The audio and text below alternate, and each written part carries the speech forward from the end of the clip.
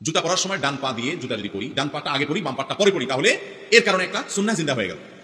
মসজিদে প্রবেশ করতে আমরা ডান পা দিয়ে প্রবেশ করতে হয়, এটা সবাই জানি, কিন্তু ডানের বাকি যে আইটেমগুলো আছে সেগুলো আমরা জানি না। জামা পরিধান করার সময় কোন হাতে আগে পড়তে হবে? আগে ডান হাতে, কারণ কাপড় পরা পরিহিত অবস্থায়, পোশাক পরিহিত অবস্থায় থাকা ভালো না পোশাক ছাড়া ভালো? তাহলে পোশাক পরা যেহেতু ভালো কাজ, অতএব এটা শুরু করতে হবে কি দিয়া? ডান দিয়া। জুতা পরা যেহেতু ভালো কাজ, শুরু করতে হবে কি দিয়া? ডান দিয়া। এইভাবে যত কাজ আছে, ধরুন আপনি এক জায়গায় খাদিমদারি করতেছেন, অনেক মানুষ আছে, তাহলে আপনি এবার কাদেরকে দিয়ে শুরু করবেন? কোন পাশ থেকে শুরু করবেন? নিজের যিনি খাদিমদার তার ডান পাশ থেকে দেওয়া শুরু করে দিবেন। এগুলো আমরা অনেক সময় খেয়াল করি না, অথচ এগুলো সওয়াবের কাজ। এই ছোট্ট একটা কাজের কারণে আপনার নেক আমল হয়েছে।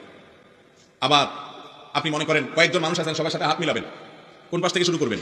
আপনার নিজের ডান পাশ থেকে আপনি শুরু করবেন। মসজিদ থেকে বের হওয়ার সময় বাম পা দিয়ে বের হওয়া দরকার, আপনি বেখেয়ালে ডান পা দিয়ে বের হয়ে গেছেন, আবার ঢুকে যান ডান পা দিয়ে, ঢুকে এবার বাম পা দিয়ে বের হন।